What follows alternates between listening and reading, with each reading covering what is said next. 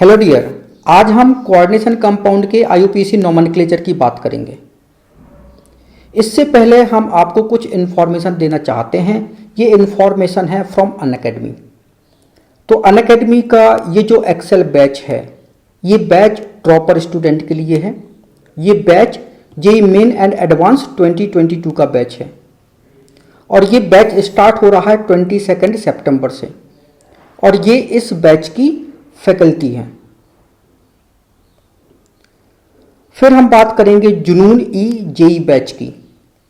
ये बैच भी dropper student के लिए है और ये बैच स्टार्ट हो रहा है 22 सितंबर से। फिर अनअकैडमी का राइज 2.0 बैच, ये बैच जो है वो 11th JEE main and advance 2023 का बैच है और ये बैच भी 22 सितंबर से स्टार्ट हो रहा है और ये इस बैच की फैकल्टी है। फिर अनअकैडमी का एक और बैच है जिसको कि हम इवॉल्व 2.0 बैच बोल रहे हैं। ये batch class 12th JEE main and advance 2020 के लिए है और ये बैच भी 22 सितंबर से स्टार्ट हो रहा है और इस बैच की फैकल्टी आपके सामने है। फिर ये है हमारा प्राइज विल राइज। तो इस वीक से पहले वाला वीक जो है वो हमारा स्पेशल प्राइज वीक था। उस वीक में आपको 10% एक्स्ट्रा डिस्काउंट मिल रहा था और अगर आप हमारा रेफरल कोड यूज़ करते जो कि है पी तोमर लाइव, तो ये रेफरल कोड यूज़ करते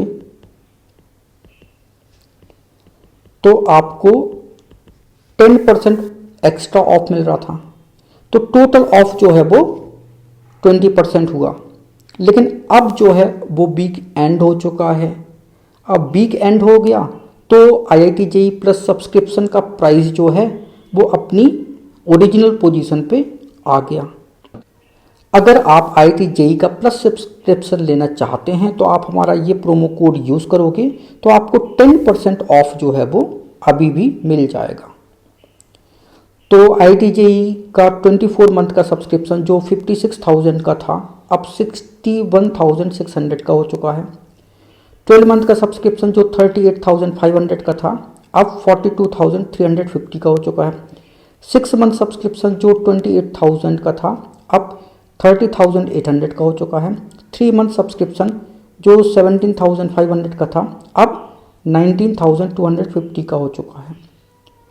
तो आपको हमारा ये प्रोमो कोड जो है वो यूज़ करना है और 10% ऑफ जो है वो आपको तुरंत ही मिल जाएगा। इनसे मिलिए, ये हैं मिस्टर अमैया सिंघल। इन्होंने 100 परसेंटाइल स्कोर के साथ AIR 1 रैंक जो है वो प्राप्त की है जेईई मेन 2021 में। अगर हम अनअकैडमी लर्नर की बात करें तो 3 लर्नर्स ऐसे हैं जिन्होंने 100 परसेंटाइल स्कोर गेन किया। 14 लर्नर ऐसे हैं जिनकी रैंक जो है वो अंडर 1000 है। 70 लर्नर्स ऐसे हैं जिनका परसेंटाइल 99.5 या उससे ज़्यादा है। 101 लर्नर्स ऐसे हैं जिनका परसेंटाइल 99 या उससे ज़्यादा है। फिर मिलिए, ये हमारे 14 लर्नर्स से जिनकी रैंक जो है वो अंडर 1000 है। फिर ये है अनअकैडमी का मेगा स्कॉलरशिप टेस्ट। ये मेगा स्कॉलरशिप टेस्ट जो है वो 26 सितंबर को 11 बजे होना है। ये टेस्ट जो है वो 11th 12th and dropper student के लिए है।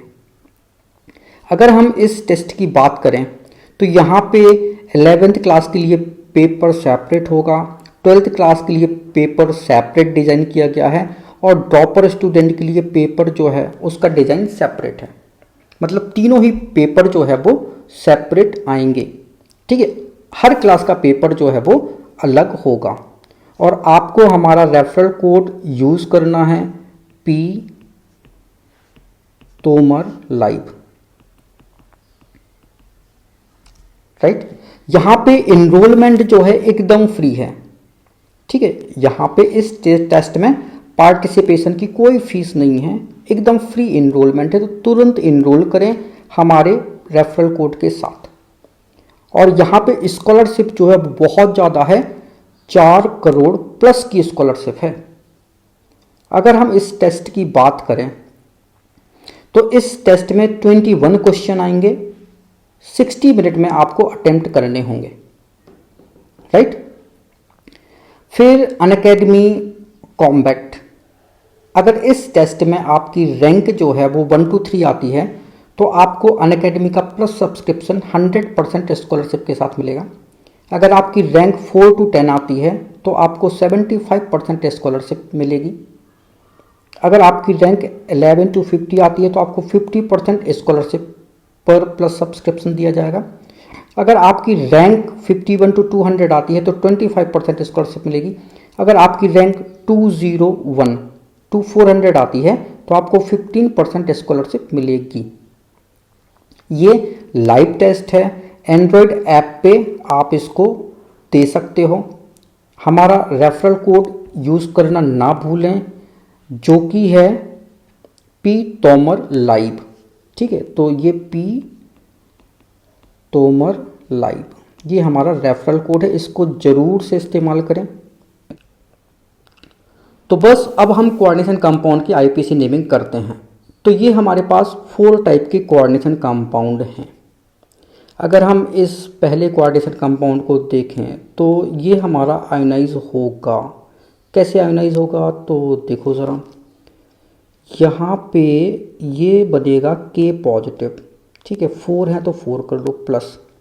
और कॉम्प्लेक्स आयन जो है वो कैसा होगा, वो होगा नेगेटिवली चार्ज, तो इस पर -4 आएगा। अगर हम सेकेंड कंपाउंड की बात करें तो सेकेंड कंपाउंड जो है वो आयनाइज हो रहा है। यहाँ पे कॉम्प्लेक्स पार्ट जो है वो पॉजिटिवली चार्ज है और काउंटर आयन नेगेटिवली चार्ज है, ठीक है। तो देखो यहाँ पे आएगा प्लस का 2 और 2Cl नेगेटिव, ठीक है। अगर हम थर्ड की बात करें, थर्ड कंपाउंड की बात करें तो ये कंपाउंड जो है वो हमारा नॉन आयोनिक टाइप का है, मतलब ये आयोनाइज ही नहीं होगा, ये एज इट इज लिखा जाएगा, ये आयोनाइज नहीं होता। अगर हम फोर्थ कंपाउंड की बात करें तो CrNH3 6, तो पहला हाफ कॉम्प्लेक्स जो है वो पॉजिटिवली चार्ज्ड होगा। अब कितना पॉजिटिवली चार्ज है, मैंने यहाँ पे +3 लिख दिया। कैसे लिख दिया बताएंगे, कैसे लिख दिया, ठीक है, थोड़ी देर में बताएंगे। और सेकेंड हाफ जो है वो नेगेटिवली चार्ज्ड है और ये -3 है, ठीक है ना। तो कोऑर्डिनेशन कंपाउंड की ये हमने 4 टाइप बता दिए। पहला टाइप क्या है कि यहाँ पे काउंटर आयन जो है ये पॉजिटिवली चार्ज्ड है और कॉम्प्लेक्स आयन नेगेटिव चार्ज है। दूसरा टाइप क्या है, यहाँ पे कॉम्प्लेक्स आयन पॉजिटिव चार्ज है, काउंटर आयन नेगेटिव चार्ज है। थर्ड टाइप ये आयोनाइज ही नहीं होता। फिर हम फोर्थ टाइप की बात करते हैं तो इस कोऑर्डिनेशन कंपाउंड में दोनों ही आयन कैसे हैं, कॉम्प्लेक्स है। ये कॉम्प्लेक्स केटाइन हो गया और ये कॉम्प्लेक्स एनायन हो गया, राइट।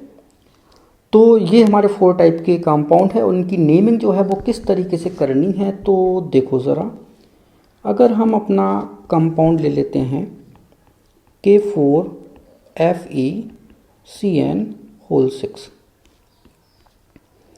तो अगर किसी भी कोऑर्डिनेशन कंपाउंड के पहले कोई मेटल लिखा हो, एक्टिव मेटल लिखा हो, मतलब स्क्वायर ब्रैकेट के पहले अगर कोई मेटल आता है तो सबसे पहले हम लिखते हैं उस एक्टिव मेटल को, ठीक है। फिर इसके बाद लिखा जाता है लिगेंड्स, ठीक है। अगर लिगेंड एक से ज़्यादा हैं तो अल्फ़ाबेटिक ऑर्डर, ठीक है, अल्फ़ाबेटिक ऑर्डर जो है वो हम यूज़ करते हैं। तो लिगेंड के नाम में ही डाई टाई टेट्रा पेंटा आता है और कहीं नहीं आता, ठीक है। काउंटर आयन चाहे आपका पॉजिटिव हो या फिर नेगेटिव हो, वहाँ पे डाई टाई टेट्रा पेंटा ये प्रीफिक्स यूज़ नहीं किए जाएंगे। Mono di tri tetra penta ये प्रीफिक्स जो है वो केवल लिगेंड के लिए यूज़ किए जाते हैं, ठीक है। फिर इसके बाद जो है वो हमें लिखना होगा सेंट्रल मेटल का नाम, ठीक है, और इसमें हमें लगाना होगा 8। तो 8 सफिक्स जो है वो हम तब यूज करते हैं जब हमारा कॉम्प्लेक्स जो है, ये जो हमारा कॉम्प्लेक्स है वो नेगेटिवली चार्ज हो।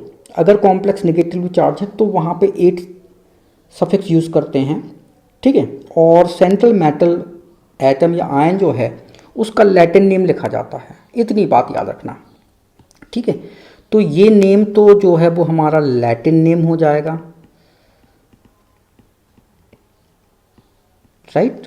और वहाँ पे 8 जो है वो आपको ऐड करते हुए लिखना है, और फिर इसके बाद लिखना है ऑक्सीडेशन स्टेट, और इसे पैरेंथेसिस में इनक्लोज कर देना है। इतना काम आपको करना है। तो बस सबसे पहले हम नाम लिखेंगे। तो सबसे पहले एक्टिव मेटल क्या है? पोटेशियम। तो ये पोटेशियम हो गया। फिर लीगेंड, तो 6 लीगेंड है तो 6 के लिए आएगा हेक्सा। CN को बोलते हैं साइनो, ठीक है। और आयरन का लैटिन नेम होता है फेरम, तो फेरम प्लस 8 से हो जाएगा फेरेट, ठीक है। और ऑक्सीडेशन स्टेट अगर हम निकालें तो आयरन की यहाँ पे आप X ले लो, पोटेशियम प्लस 1 इंटू 4 करोगे, CN की -1 इंटू 6 होगा। ऑक्सीडेशन स्टेट का सम जो है वो कितना होगा? 0 होता है। तो X इक्वल टू जो है वो +2 आ जाएगा। तो यहाँ पे ये रोमन न्यूमरल्स में लिखना है और इसको इनक्लोज कर दो। बस ये हमारा नाम हो गया, ठीक है। फिर इसके बाद हमें सेकेंड लिखना है। तो ये था हमारा CONH3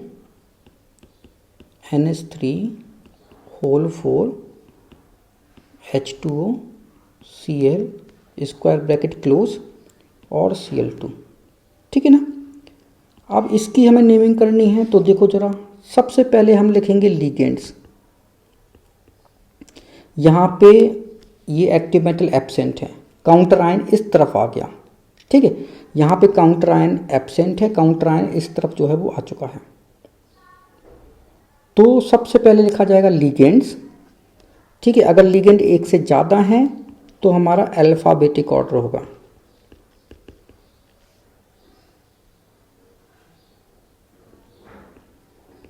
ठीक है। और फिर लिखना है हमको सेंट्रल मेटल, ठीक है। फिर इसके बाद लिखेंगे हम उसकी ऑक्सीडेशन स्टेट, ठीक है। अब फिर लिखा जाएगा काउंटर आयन, ठीक है ना। तो बस लिखते हैं। तो देखो ज़रा, ये हमारा अमाइन है, ये एक्वो है और ये क्लोराइडो है। तो अमाइन ए से स्टार्ट हो रहा है, एक्वा भी ए से स्टार्ट हो रहा है। तो फिर हम सेकेंड लेटर देखेंगे। तो ये अमाइन में M आता है और यहाँ पे एक्वा में Q आता है। तो अमाइन लिखा जाएगा पहले, ठीक है।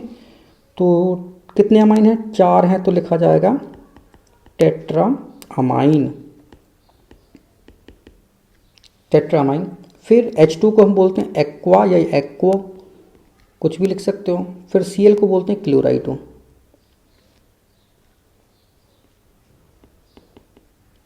ठीक है, क्लोराइडो।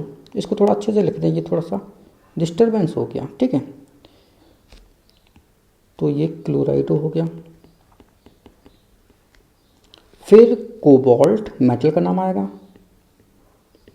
फिर इसकी ऑक्सीडेशन स्टेट आएगी, तो ऑक्सीडेशन स्टेट निकाल लो भाई।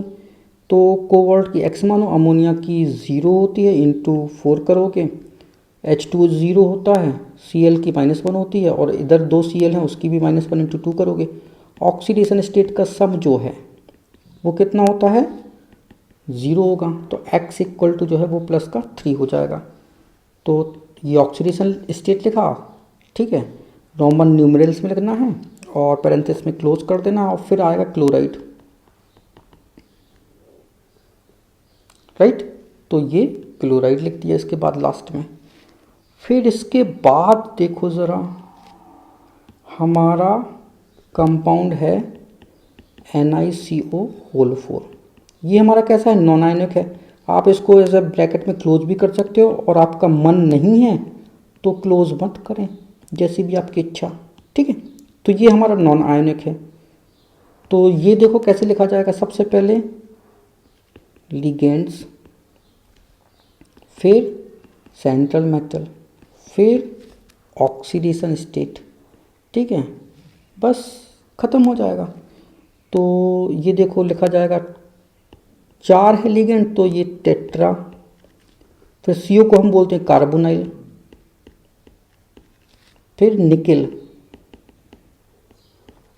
8 कब लगाना है, 8 लगाना है जब इस कॉम्प्लेक्स के पहले कोई metal as a counter ion present हो, तब लगाते हैं 8, नहीं तो नहीं लगाते, कभी नहीं लगाते हैं। ठीक है, या फिर तब लगाते हैं जब हमारा ये कॉम्प्लेक्स कैसा हो, ये पूरा कॉम्प्लेक्स कैसा हो, नेगेटिवली चार्ज हो, तब लगाते हैं। और ऑक्सीडेशन स्टेट यहाँ पे आएगी 0। ठीक है, क्यों, क्योंकि जो हमारा निकेल की x मानो CO 0 हो तो इंटू 4 करोगे, ऑक्सीडेशन स्टेट का सम जो है वो 0 है, तो x इक्वल टू 0 आएगा। फिर इसके बाद जो है हमारा है लास्ट CrNH3(6) और COCN(6) ब्रैकेट क्लोज।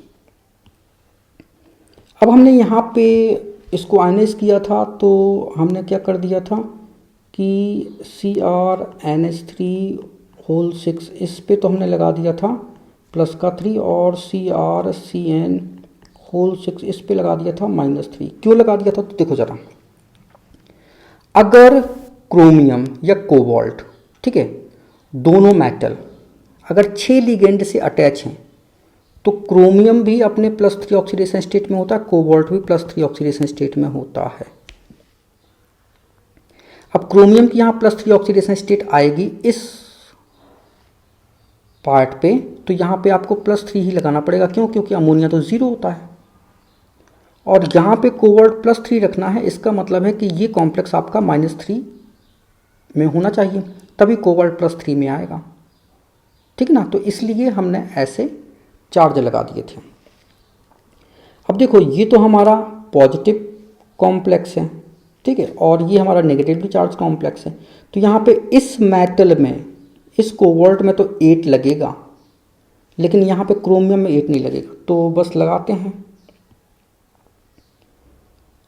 तो हम नाम लिखना शुरू कर देते हैं। ये आएगा हमारा 6 अमाइन है, तो लिखा जाएगा हेक्सा अमाइन। ठीक है, फिर लिखा जाएगा क्रोमियम, और इसकी ऑक्सीडेशन स्टेट है 3rd। ठीक है, इसके बाद ये सेकेंड वाला पार्ट लिखा जाएगा हेक्सा साइनो, और ये कोबाल्ट, और 8 लगाना है तो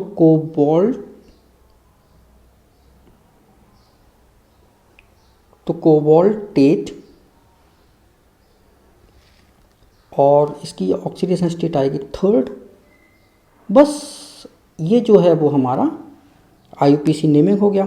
thank you so much for watching this video. इसको लाइक करें, उसको शेयर करें। अगर आपने हमारे चैनल को अभी तक सब्सक्राइब नहीं किया तो प्लीज़ इसको सब्सक्राइब करें। Thank you once again for watching this video.